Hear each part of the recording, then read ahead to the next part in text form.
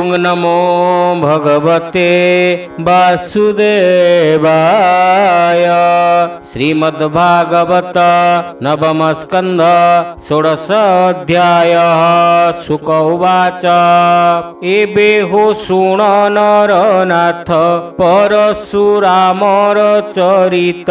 पिता वचने बने गले अनेक तीर्थे स्नान कले। पुणी से वरसक अन्ते गृहे मिलिले शुद्ध चित्ते। पिता चरणे नमस्कार करी रहिले निजपुर। एबे हो शुण नृपमणि रेणुका गले जल आनी। गंगार निकटे मिलिले से जले गंधर्व देखिले। इंद्र कुमार चित्ररथ संगते घेनी नारी जूथ। अप्सरा गण घेनी जले क्रीड़ा से करे कुतूहले। दंडे रहिले ताहा देखी जल आनयन उपेक्षी। होमर बेड़ न सुमरी गंधर्व क्रीड़ा अनुसरी। पुणी क्षण के ज्ञान पाई तक्षणे जल कुंभ नेई। स्वामी की शंका मने कले तक्षणे मंदिरे मिलिले।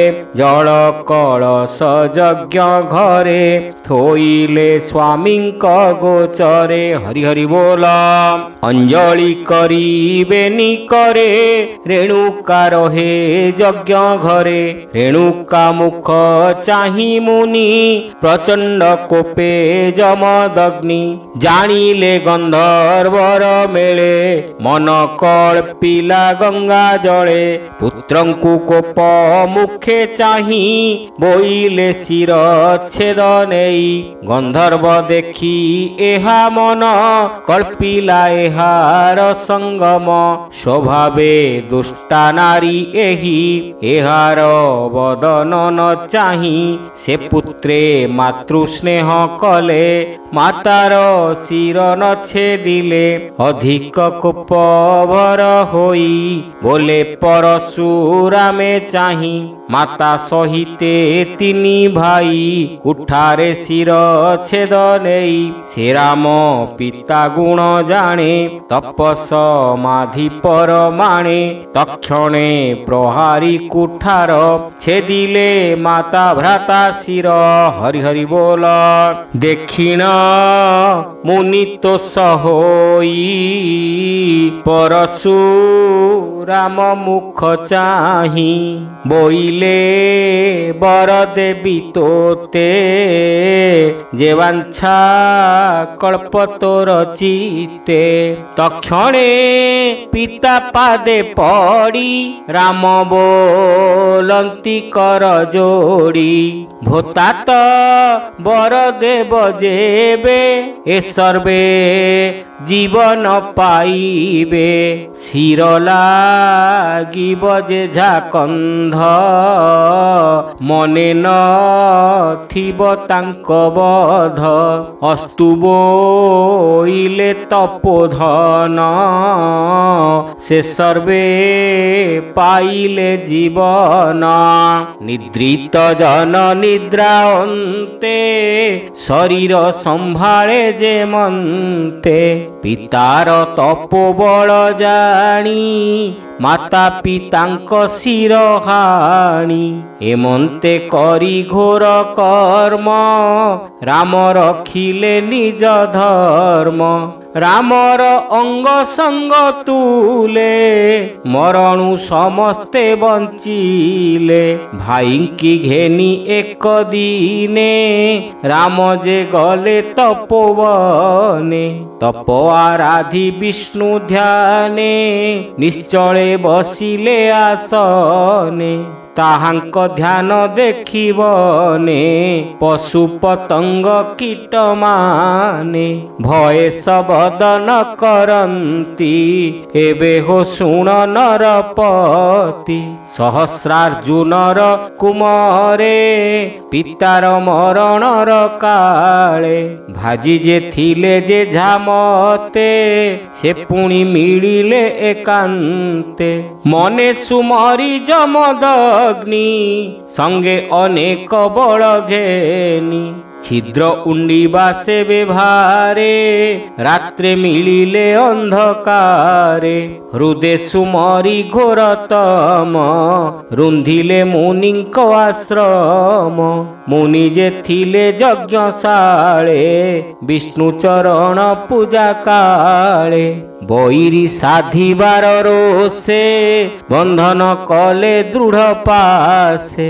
ରେଣୁକା ରଖ ରଖ ବୋଲେ ପଡ଼ି ତାହାଙ୍କ ପାଦ ତଳେ ରେଣୁକା ବଚନ ନ ଶୁଣି ତୀକ୍ଷ୍ଣ ଖଡ଼ଗେ ମୁଣ୍ଡ ହାଣି ତକ୍ଷଣେ ଗଲେ ନିଜ ପୁରୀ ଧନ ସମ୍ପଦ ଜୁର କରି ରେଣୁକା ଦୁଃଖ ଶୋକ ଭରେ ରୋଦନ କଲେ ଉଚ୍ଚ ସ୍ୱରେ ଶିର ହୃଦୟ କରତାଡ଼ି କାନ୍ଦଇ ଭୂମି ଗତେ ପଡ଼ି ଉଚ୍ଚେଡ଼ା କଇ ରାମ ରାମ ଭୂପୁତ୍ର ଆସ ତୁ ଆଶ୍ରମ ସଙ୍ଗତେ ଘେନି ତିନି ଭାଇ ଭୂପୁତ୍ର ବେଗେ ଆସ ଧାଇ ମାତା ରୋଦନ ବାୟୁ ବଳେ ଶୁଭିଲା ରାମ କର୍ଣ୍ଣ ମୂଳେ ହେ ରାମ ରାମ ବାଣୀ ଶୁଣି ସମାଧି ତେଜି ବୀରମଣି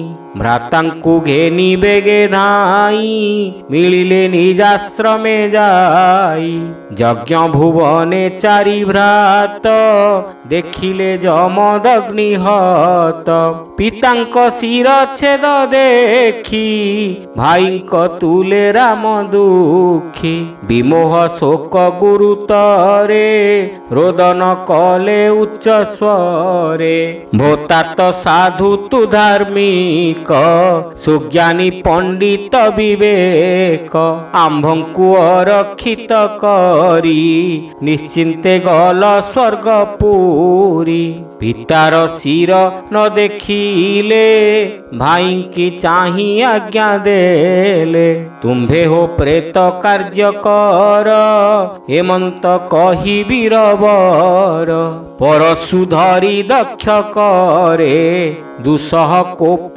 ଗୁରୁତରେ ସଂକଳ୍ପ କଲେ ଜଳ ଘେନି ନିକ୍ଷତ୍ର କରିବି ମେଦିନି କ୍ଷତ୍ରିୟ ଅନ୍ତ କରିବାରେ ପଥେ ଧାଇଲେ କୋପ ଭରେ ମିଳିଲେ ମାହିଷ୍ମତି ପୁରେ ଦେଖନ୍ତି ଶୂନ୍ୟ ପଥେ ସୁରେ ଅର୍ଜୁନ ସ୍ୱବଂଶ ଛେଦିଲେ ସଂଗ୍ରାମେ ମୁଣ୍ଡ ରୁଣ୍ଡ କଲେ पर्वत प्राय मुंड राशि ग्रामे स्थापिले भृगुवंशी क्षत्रिय मरण रुधिरे नदी बढ़िला भयंकरे पितृतर्पण करी विधि नदी रे सेतु बंध बांधी स्थापी निक्षत्र करी रोषे पुणी धाइले अन्य देशे त्रिसप्तबार महिभ्रमी कोपे नहिले पथश्रमी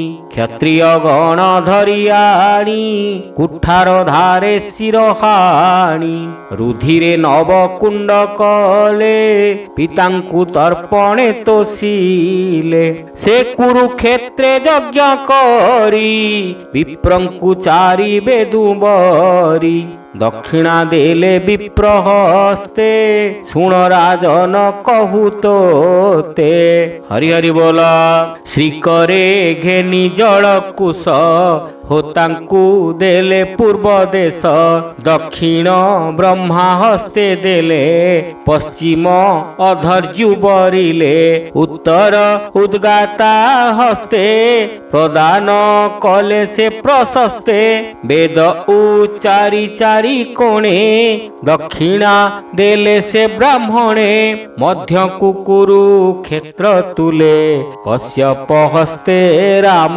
देले ए आर्यावर्त पुण्य भूमि उपदेष्टा को देले स्वामी सभापति की करी तोष आदरे देले अवशेष तापरे सरस्वती कूले यज्ञ भृत स्नान कले से ब्रह्म नदी जले पशी रविर तेज प्राय दिशी से यज्ञ पूर्णे जमदग्नि ज्ञान लक्षण देह घिनी सप्त ऋषिंक मध्ये धाम स्थापिले तांकु परशुराम से राम कमल लोचन स्वभावे भृगुर नंदन भविष्य मन्वंतर काले ब्रह्म विस्तारे जोग बळे सिद्ध गंधर्वे स्तुति कले महेंद्र पर्वते रखिले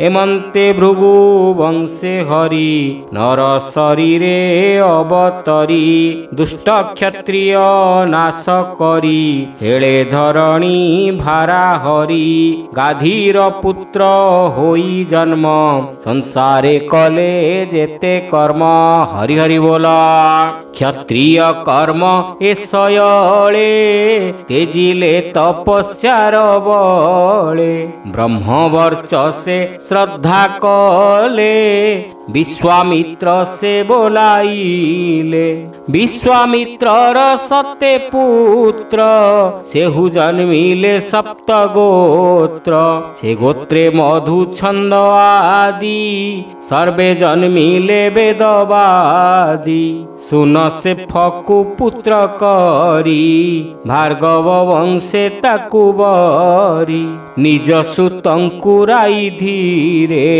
कहिले निगम व्यवहारे एहाकु ज्येष्ठ बोली मण ए तुम्भ गोत्रर वर्धन ए हरिश्चंद्र यज्ञ काले पिता विक्रय कला बळे रोहित पशु अर्थे नेला एहार मांसे यज्ञ कला एहाकु देव तोष होई तक्षणे मरणु जियाई थोइले मो पुत्रंक मेले देवरातता नाम देले विश्वामित्रंक सतसुते ज्येष्ठ जे थिले 50 बोइले एनो हेउचित ए ज्येष्ठ होइब केमंत पिता ताहांकु देले साप म्लेच्छ हुअरे तुम्भे पाप आर 50